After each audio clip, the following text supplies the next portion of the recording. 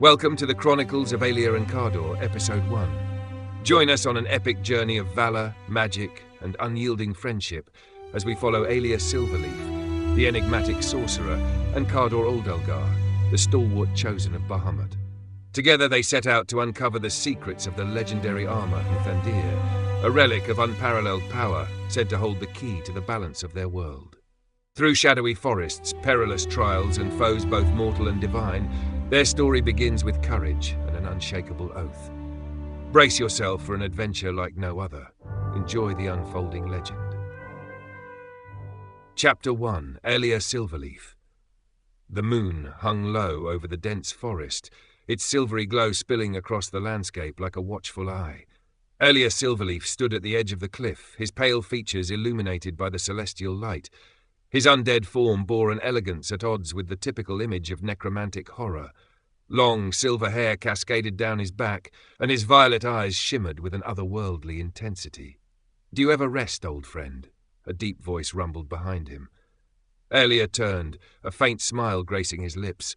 Kardor Oldalgar approached, his silver hair reflecting the moonlight and his amethyst eyes alive with humour.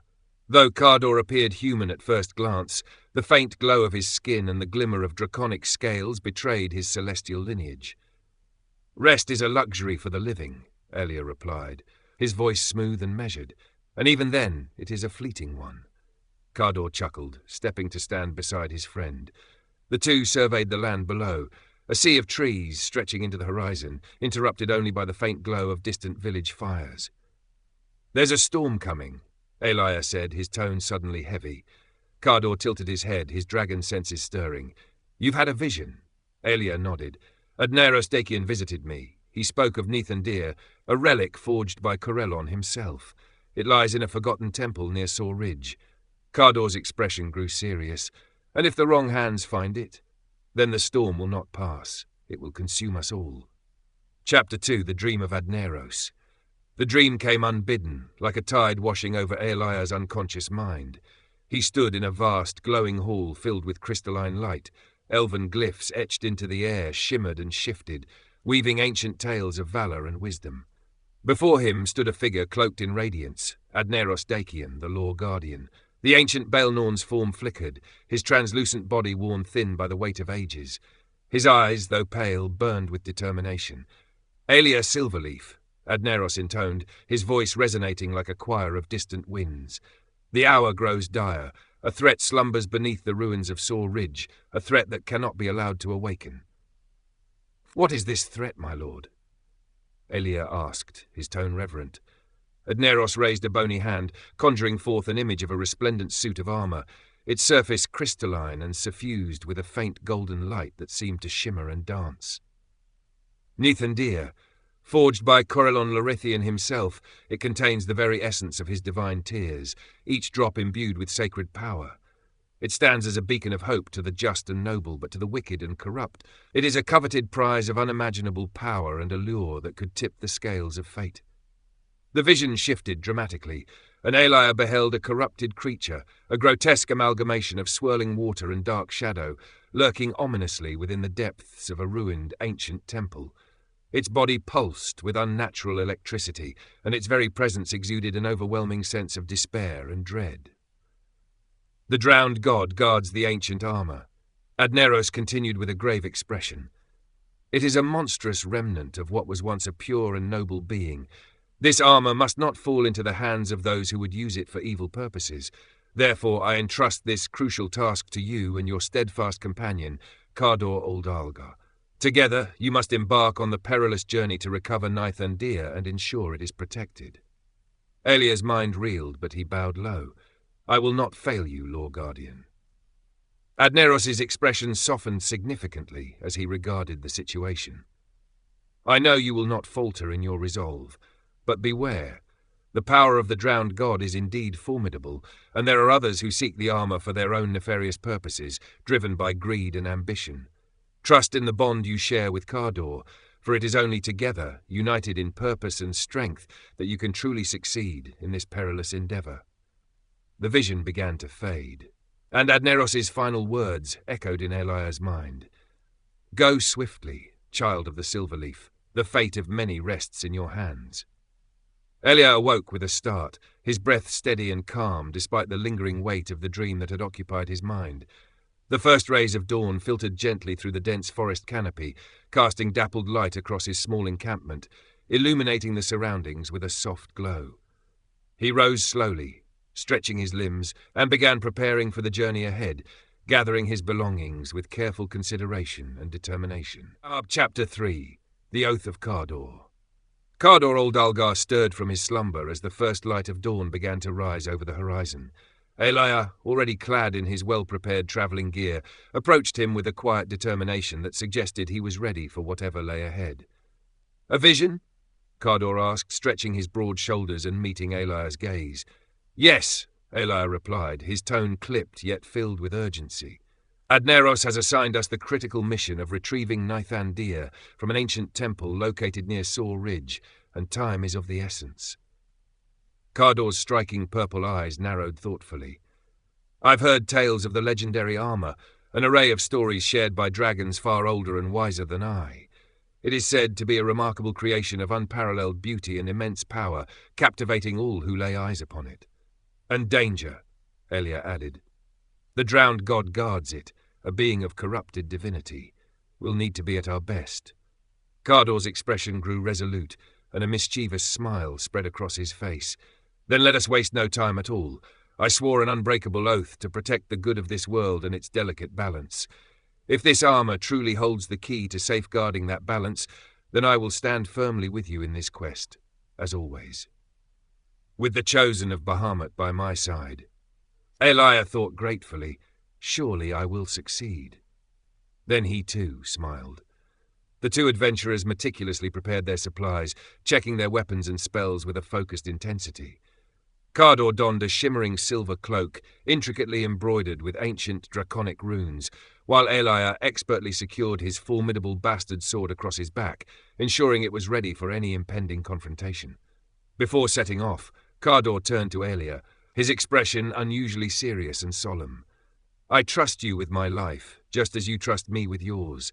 No matter what challenges or dangers lie ahead of us, we will face them together, side by side." Aelyah gave a small nod, his eyes shimmering with quiet gratitude. Together. With that, they began their journey eastward, the forest stretching before them like a tapestry of untold challenges. Chapter 4. The First Trial. The path to Saw Ridge was fraught with peril and danger at every turn. As they journeyed deeper into the wilderness, the forest grew denser and more foreboding, enveloping them in shadows. An unnatural stillness began to creep in, wrapping around them like a shroud. The birds, once lively and melodic, ceased their songs completely, leaving an eerie silence in their wake. The air grew thick with a sense of foreboding, heavy with the weight of unspeakable secrets lurking just out of sight. By midday, the duo stumbled upon the grim remains of a burned-out caravan.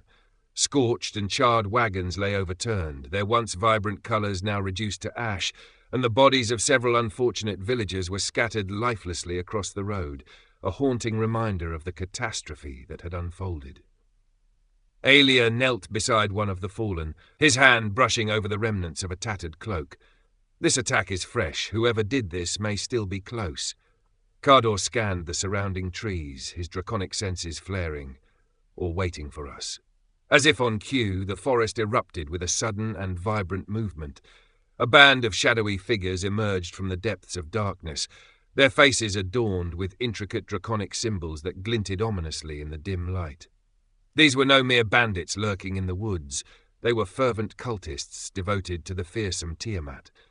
"You've wandered into the wrong forest, strangers," their leader sneered with a menacing grin, a towering man wielding a massive mace adorned with shimmering dragon scales. "Hand over your valuables now, or you may lose your very lives in this dark place." Aelyah rose slowly, his violet eyes glowing faintly. "We are not your prey, fool. Leave now, and you may yet live." The cultists laughed, their leader stepping forward.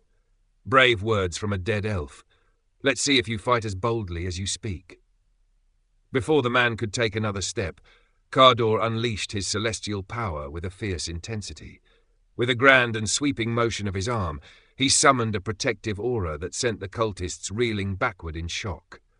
Aelyah, not one to be outdone, quickly followed suit, muttering an ancient incantation that caused the very ground beneath their enemies to shudder violently, creating an unsettling tremor that surged through the air. The battle was fierce and intense, yet ultimately brief.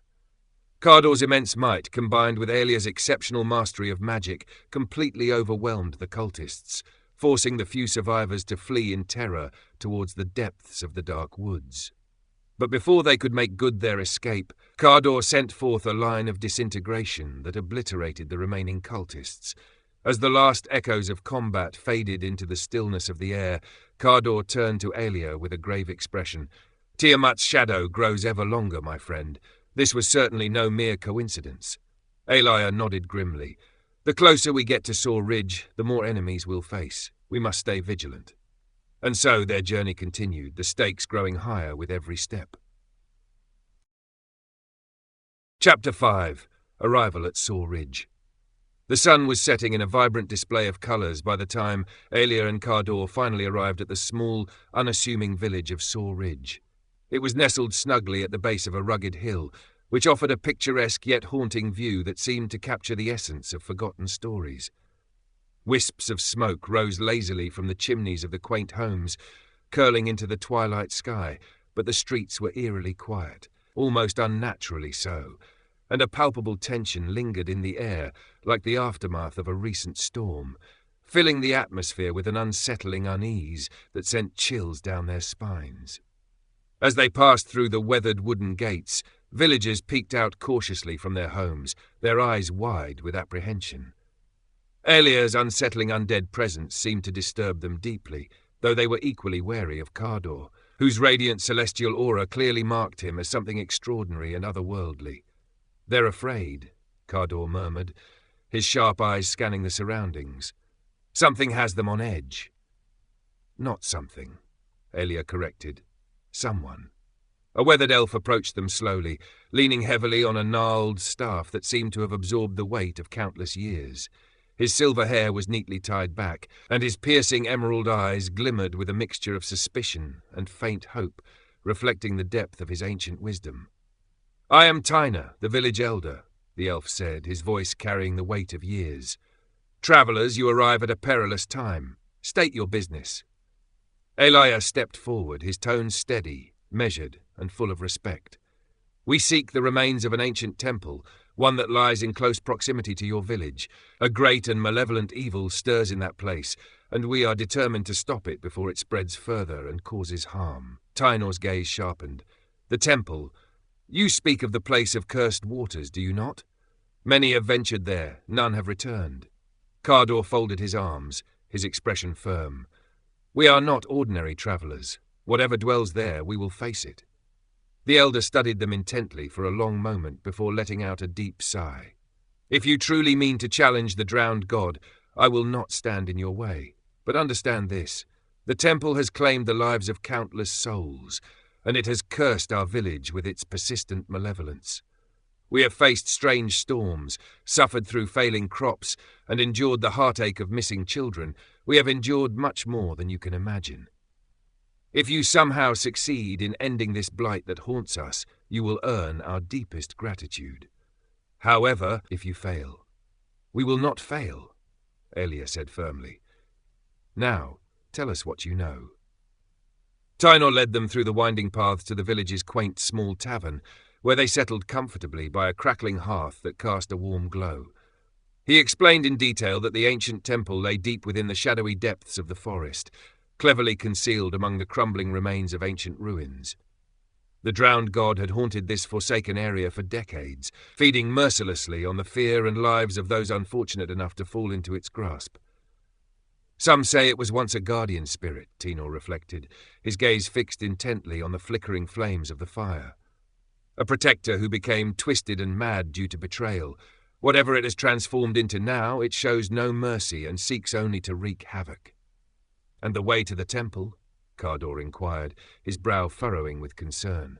Tyner paused, weighing his words carefully. "There is indeed a path, but it is fraught with peril. You will confront not only the drowned god, but also its minions, creatures of shadow and water, grotesquely twisted by its ancient curse." Aelyah nodded, determination flickering in his eyes as his mind began to strategize. "We'll set off at dawn, then. There is no time to waste."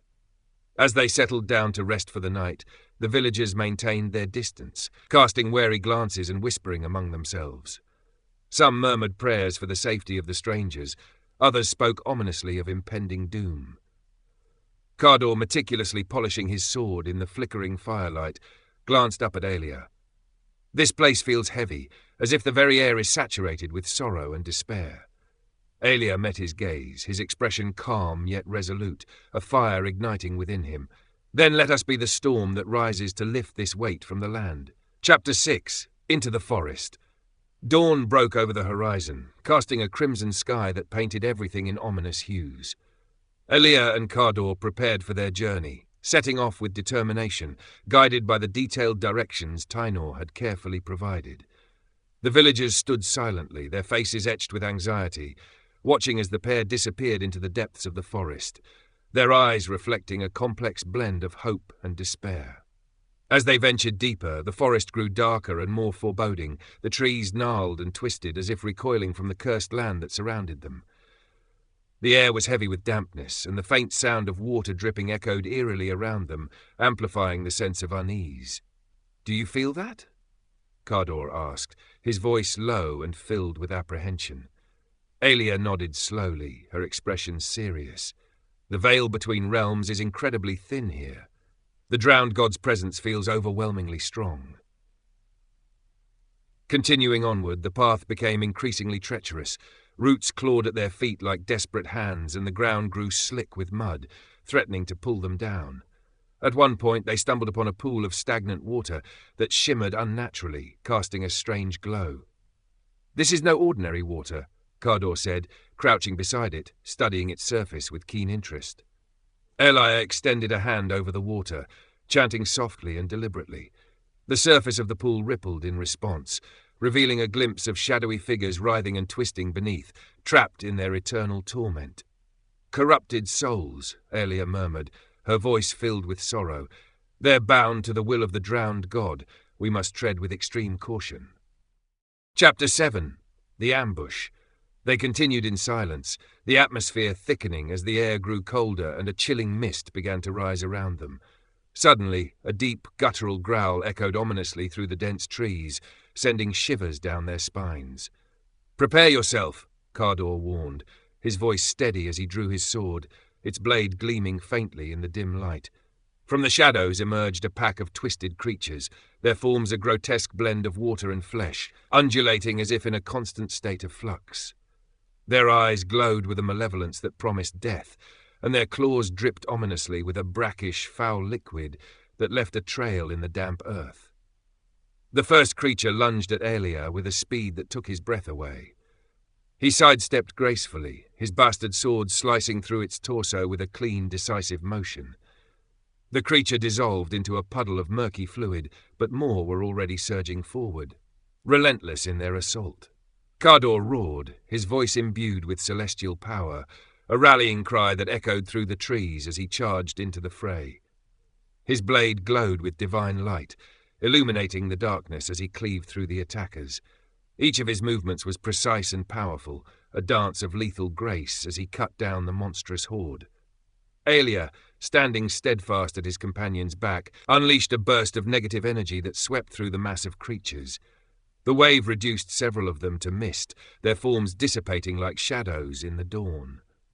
Despite their formidable power, the creatures were relentless, their numbers seemingly endless, pouring forth from the shadows like a dark tide. "Kardor," Aelyah called, his voice calm and authoritative amidst the chaos that surrounded them. "We need to end this quickly before they overwhelm us." Kardor nodded, his expression resolute, and raised his hand high, summoning a cone of freezing magic that crackled with energy. The creatures froze mid-attack, their bodies becoming brittle as Kardor's blade struck with precision, shattering them into countless shards of ice. When the last creature fell, the forest grew silent once more, the oppressive tension lifting like a fog. Aelyah and Kardor stood back to back, their breath steady and measured despite the ordeal they had just faced. "They're testing us," Aelyah said, his tone dark and contemplative, a hint of foreboding lacing his words.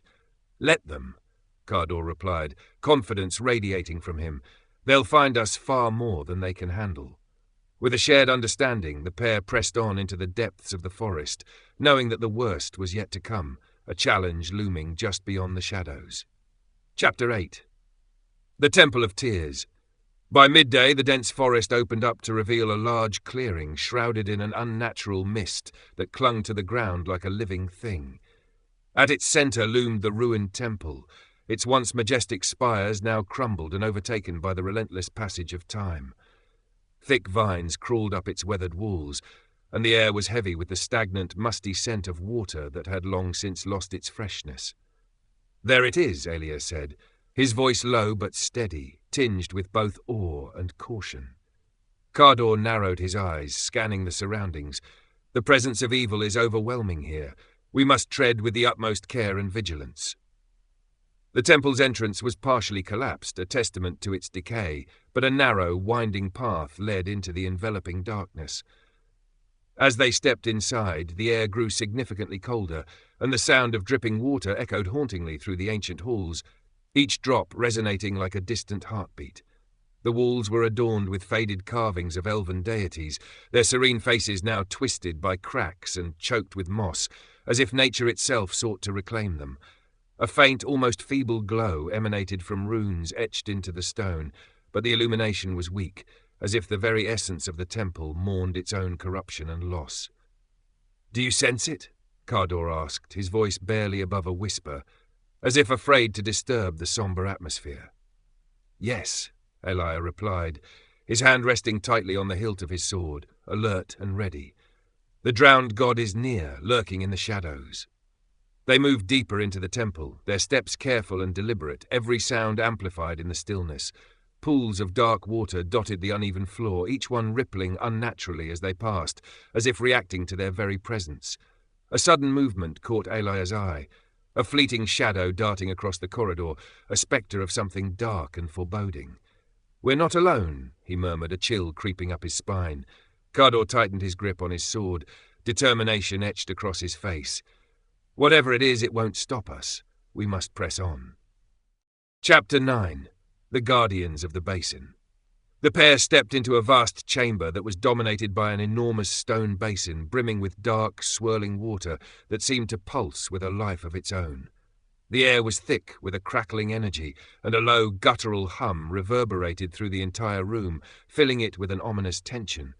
Surrounding the basin stood 6 towering figures, their forms a haunting blend of water and shadow, swirling ominously. Each guardian brandished a trident that crackled with arcs of electricity, their eyes glowing with a malevolence that sent chills down the spine.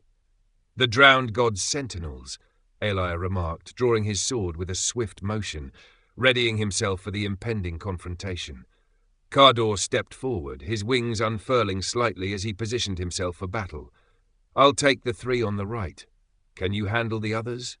he asked, determination etched on his face. Aelyah smirked faintly, a glimmer of confidence in his eyes. "Don't get ahead of yourself, Dragonkin. We'll see who falls first." As if responding to an unspoken command, the Guardians moved as one entity, their tridents sparking ominously as they charged toward the intruders. Kardor leapt into the air, his blade meeting the first Guardian's weapon with a deafening clash that echoed throughout the chamber. He spun mid-flight, executing a precise slash that tore through the creature's torso, reducing it to a cascading torrent of water that splashed around him. Aelyah engaged his foes with a series of precise, calculated movements that displayed both finesse and skill. He deftly dodged a thrust from one Guardian, countering with a blast of negative energy that ripped through its form with devastating force. Another Guardian lunged at him, but he skillfully parried with his sword before unleashing a wave of necrotic power that obliterated his opponent in a flash of dark energy. Kardor landed beside him, breathing heavily but miraculously unscathed, a testament to his agility. The last Guardian, larger and more menacing than the rest, emerged from the depths of the basin, its form looming ominously over them. "I'll distract it," Kardor declared boldly, charging forward with fierce resolve. As Kardor engaged the Guardian in a fierce battle, Aelyah began to chant, his hands weaving intricate patterns in the air with practiced precision. The runes etched into the walls glowed brighter, responding eagerly to his potent magic. "Keep it busy, Kardor!"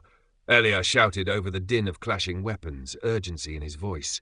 With a final, powerful incantation, Aelyah unleashed a massive surge of energy that struck the Guardian with unrelenting force, shattering it into 1,000 droplets that rained down like a darkened mist. The chamber fell into an eerie silence. The only sound remaining was the gentle ripple of the basin's water, as if the very chamber itself was exhaling in relief after the fierce confrontation. Chapter 10. The Drowned God. Before they could catch their breath, the basin began to churn violently, the water roiling and frothing as if a storm were brewing within. It rose dramatically, forming a massive, grotesque figure that loomed over them. Its body was a swirling mass of shadow and water, constantly shifting and writhing, while its eyes glowed with an ominous, malevolent light that pierced the darkness. "The Drowned God," Aelyah said, his voice heavy with foreboding and grim realization. The creature let out a deafening roar that echoed ominously through the chamber, the sound reverberating off the stone walls like thunder. Lightning crackled across its form, illuminating the dark corners of the space, and the air thickened with palpable tension, charged with energy. Kardor stepped forward, his sword blazing with celestial energy, the light cutting through the darkness. "We've come for Nythandeer. Stand aside, or be destroyed in the process." The Drowned God laughed, a guttural, hollow sound that chilled the air around them. "Fools, you truly believe you can challenge me? You are nothing but mere insects in the face of my vast power." Aelyah's eyes narrowed, determination flashing within them. "We'll see about that, wretched creature." The battle erupted with a burst of energy as the Drowned God unleashed a ferocious wave of electricity that crackled through the air. Kardor spread his wings wide, shielding Aelyah from the onslaught, and retaliated with a blast of freezing breath. The icy blast struck the god, causing parts of its grotesque form to crack and splinter, a chilling sight. Aelyah moved swiftly, summoning chains of energy that snaked through the air, wrapping around the creature and restricting its violent movements. The Drowned God roared in frustration, its massive body writhing in a futile attempt to break free from the magical bindings. "Kardor, now!" Aelyah shouted, urgency lacing his voice. Kardor charged forward, his sword glowing brighter than ever before, a beacon of hope amid the chaos. With a mighty leap, he struck the creature's core with all his strength, the force of the blow sending shockwaves through the chamber, shaking the very foundations. The Drowned God let out a final, ear-splitting roar that echoed into silence before collapsing into the basin, its monstrous form dissolving into nothingness, leaving only ripples in the water. The chamber grew eerily still, and a faint, ethereal light began to emanate from the center of the basin, illuminating the darkness that had once surrounded them. "There," Aelyah said, pointing to the source of the soft, beckoning light. Kardor approached cautiously, heart pounding, as he retrieved a crystalline suit of armor from the basin's depths. The armor glowed with a divine radiance, its surface intricately etched with elven runes that shimmered with power. "Nythandeer," Kardor said reverently, awe filling his voice. Aelyah stepped forward, his expression softening as he took in the sight. "The task is done, and the darkness has been vanquished." The armor's light surrounded them, bathing the chamber in a warm glow, and for a moment the atmosphere felt less like a place of corruption and more like a sacred sanctuary, a haven reborn from despair. Chapter 11. The Armor's Revelation. The light emanating from Nythandeer swirled around Aelyah and Kardor, wrapping them in a warm and radiant glow that felt both comforting and invigorating. The air in the chamber shifted dramatically, the oppressive darkness retreating as if the very presence of the armor had purged the space of its shadows. Kardor, with great care and reverence, handed the armor to Aelyah, his silver hair shimmering brilliantly in the divine light that surrounded them. "It's more than just a relic," Kardor stated, his voice steady and filled with awe. "This armor possesses a will of its own, a spirit intertwined with its very essence." Aelyah nodded in agreement, feeling the faint yet powerful hum of energy resonating within the crystalline plates. He cradled the armor close to his chest, closing his eyes to better focus on the sensations flooding his mind. A vivid cascade of images rushed through his consciousness. Corellon Larithian himself, painstakingly forging the armor with tears of divine sorrow, the echoes of battles fought by long-dead heroes, and the haunting faces of those who had sacrificed everything to protect this sacred artifact. "It's alive," Aelyah murmured softly, overwhelmed by the connection he felt. "And it recognizes me, as if it has been waiting." The intricate runes etched into the armor glowed faintly, their light pulsing rhythmically in sync with Aelyah's heartbeat. In that moment he could feel its profound purpose: protection, resilience, and the embodiment of elven hope, a legacy that transcended time itself. Chapter 12. The Walk Back. Their return to Saw Ridge was marked by an unsettling yet eerie calm. The forest, which had once felt oppressive and alive with unseen threats lurking in every shadow, now seemed lighter, as if the very land itself had been liberated from the drowned god's long-standing curse. The twisted trees, which had previously gnarled and bent under the weight of despair, straightened with renewed vigor, and the mist that had shrouded the area faded away, revealing a sunlit path that beckoned them forward. "I didn't expect the armor to be so responsive," Kardor said, breaking the heavy silence that hung in the air around them. "It was forged with more than mere divine power," Aelyah replied, his voice steady. "Corellon's emotions are deeply imprinted within it. His sorrow, his unwavering hope, and his profound love for his people, it's all woven into its very fabric.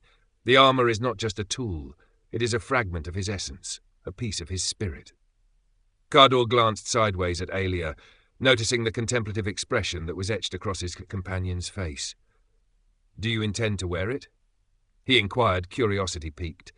Aelyah shook his head slowly. "Not yet. The armor chose to remain hidden for centuries, guarding its secrets. It has revealed itself now for a reason, but that reason remains cloaked in mystery. Until I fully understand its purpose and significance, I will keep it safe, away from the world." As they approached the outskirts of Saw Ridge, the villagers began to emerge cautiously to greet them. Their faces, once etched with fear and uncertainty, now glowed with cautious hope and tentative relief. "You've done it," Tyner said, his voice trembling with emotion. "The darkness has lifted. The storms that plagued us are finally gone."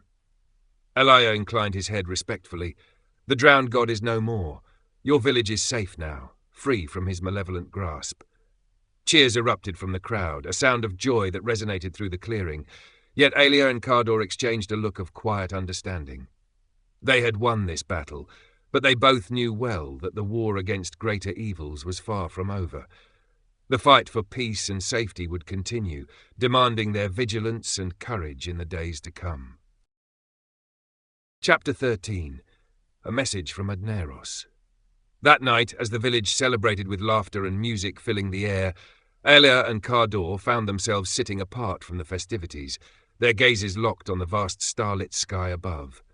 Aelyah's thoughts weighed heavily upon him, the burden of the armor pressing against his mind like an unyielding force. "I wonder," he said softly, his voice barely above a whisper, "if we've merely shifted the burden of this power onto ourselves, trading one set of troubles for another." Kardor chuckled lightly, the sound serving to ease some of the tension that hung between them. "That's what we do, Aelyah. We take on these burdens so that others can live freely, without the shadows of our struggles looming over them." Before Aelyah could articulate a response, the air around them shimmered, and a familiar figure materialized before their eyes. Adneros Dakian, the ancient Baelnorn, stood tall and spectral, his robes flowing gracefully as if caught in an unseen breeze that only he could feel. "You have done well," Adneros stated, his voice resonant with an ancient wisdom that seemed to echo through the ages. "Nythandeer is safe once more, thanks to your efforts and sacrifices." "We recovered the armor," Aelyah said, rising to his feet, determination flashing in his eyes, "but its true purpose remains a mystery, something we have yet to unravel." Adneros's expression softened, a hint of understanding in his gaze. "Nythandeer is more than mere armor. It is a beacon of hope, a catalyst for what is to come. The forces of darkness are stirring in the shadows, and this victory is but the first step in a far larger and more perilous battle." Kardor stood as well, his hand resting confidently on the hilt of his sword, ready for whatever might come next. What forces are we facing? What battle must we prepare for? Adneros's gaze turned skyward, as if he could see beyond the stars into the very fabric of fate. The nine hells grow restless, dark and twisted. Devils and demons gather in number, their sights set firmly on dominion over the mortal plane, and they will stop at nothing to claim Nythandeer for their own nefarious purposes. Aelyah's grip on the armor tightened, resolve flooding through him. Then we will stop them, whatever it takes. Adneros smiled faintly, a glimmer of approval in his ancient eyes. You will not stand alone in this fight. Allies will come, drawn by the armor's light and the promise of your strength. But beware, for it will also attract your enemies. The path ahead is fraught with danger and uncertainty, but together you and Kardor possess the strength and courage to endure whatever challenges lie ahead. The Baelnorn began to fade, his form dissolving into the night like mist in the morning sun. Trust in the armor and trust in each other. The fate of many rests in your hands, and the choices you make will shape the world to come. Chapter 14. A New Journey. As Adneros's presence faded into the night, the two companions remained rooted in silence, the weight of his words settling heavily upon them, echoing in the stillness of the moment. We've faced devils before. Kardor finally broke the silence, his voice unwavering and steady as he spoke. And demons too. We've always managed to prevail against them. This time will be different, Aelyah countered, her tone firm and resolute. Nythandeer is more than just a weapon. It's a target that draws in danger. The forces coming for us this time won't be ordinary foes. They will be formidable. Kardor's purple eyes shone with determination in the moonlight, reflecting the gravity of their situation. Then we'll have to rise to the occasion and become extraordinary ourselves. Aelyah allowed a small smile to break through her concern, a flicker of confidence igniting within her. We already are extraordinary, Kardor. We've faced countless challenges together and emerged stronger each time. The next morning they set out, leaving the familiar terrain of Saw Ridge behind, their eyes fixed resolutely on the horizon ahead. The armor, now carefully wrapped and concealed, pulsed faintly with each step they took, as if it were guiding them toward their next fateful destination. Unbeknownst to them, hidden within the tree line, shadowy figures watched intently, their eyes glowing with malevolence and intent. The hunt for Nythandeer had begun, and the darkness was closing in on them. Epilogue. The Awakening of the Champion. The sorcerer's tower stood tall against the dusky horizon, its ancient stone walls glowing faintly under the light of the twin moons. Inside, the air was thick with the scent of parchment and the hum of latent magic, a library of arcane knowledge collected over centuries. Aelyah sat at his desk, the crystalline armor of Nythandeer resting on a pedestal before him, bathed in soft, radiant light. His yellow eyes lingered on the intricate elven runes etched into the armor's surface, their pulsing glow synchronizing with the rhythm of a divine heartbeat. For weeks he had kept the armor hidden, pondering its significance and the weight of responsibility it represented. Tonight, however, something stirred deep within him, a pull, faint but insistent, as if the armor itself was calling to him. Rising from his chair, Aelyah approached the pedestal. His fingers brushed against the smooth, cool surface of the armor, and a surge of energy coursed through him, filling him with both awe and trepidation. He hesitated, hearing the echoes of Adneros's parting words in his mind. Trust in the armor, and trust in yourself. With a steadying breath, Aelyah began to don the armor. Each piece seemed to mold itself perfectly to his form, light as air yet unyielding as the strongest steel. As the final crystal plate clicked into place, a sudden wave of warmth washed over him, spreading through his body and soul. Aelyah staggered, clutching the edges of the pedestal for support, as a blinding light enveloped the room. Within the brilliance he heard a voice, clear, resonant, and filled with divine authority. Aelyah, my champion. The voice reverberated through his mind, its power undeniable. Images flooded his vision, each one vivid and searing. He saw the tranquil forests of his homeland ablaze with unnatural fire, elven villages crumbling under the onslaught of infernal legions. Devils, grotesque and malevolent, surged forth from burning rifts in the earth, their twisted forms illuminated by the eerie glow of hellfire. Amid the chaos, he saw himself, a radiant figure standing firm against the tide of darkness, wielding his bastard sword with unmatched precision. Nythandeer glowed like a beacon, its light cutting through the shadows and rallying his people to his side.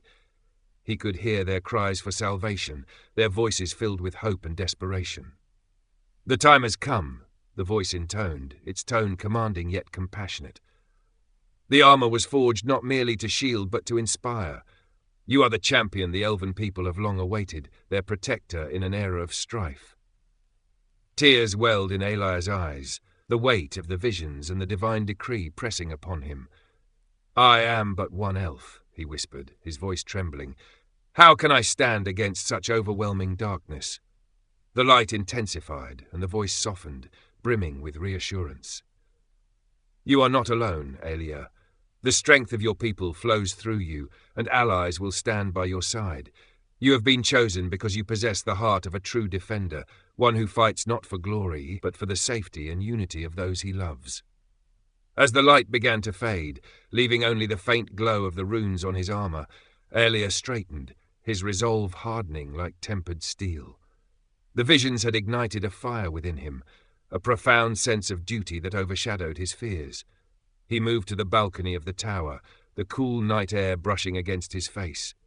Looking out over the vast expanse of forest and distant mountains, he felt the land's silent plea for protection. The stars above seemed to shine brighter, as if offering their silent blessing. "Let them come," he said softly, his voice carrying a newfound strength. "I will be ready." As if in response, the armor pulsed with light, its runes shimmering brighter than ever before. In that moment, Aelyah knew his path was set. He would not merely wear Nythandeer, he would embody it. Protector, beacon, and champion of the elven people, this was his destiny. Far to the south, hidden in the depths of a volcanic chasm, a circle of infernal figures convened around a portal of black flame. Their guttural voices echoed in unholy incantations, and through the portal they glimpsed the distant silhouette of Aelyah, clad in radiant armor. "The champion has awakened," hissed their leader, a devil with 6 smouldering eyes and a voice like grinding stone. "Prepare the legions, his light will be extinguished, and the mortal plane shall burn." Back in his tower, Aelyah felt a chill, as if the shadows themselves were stirring. Yet he stood unshaken, the armor's light casting his silhouette into the night, a sentinel of hope against the encroaching storm.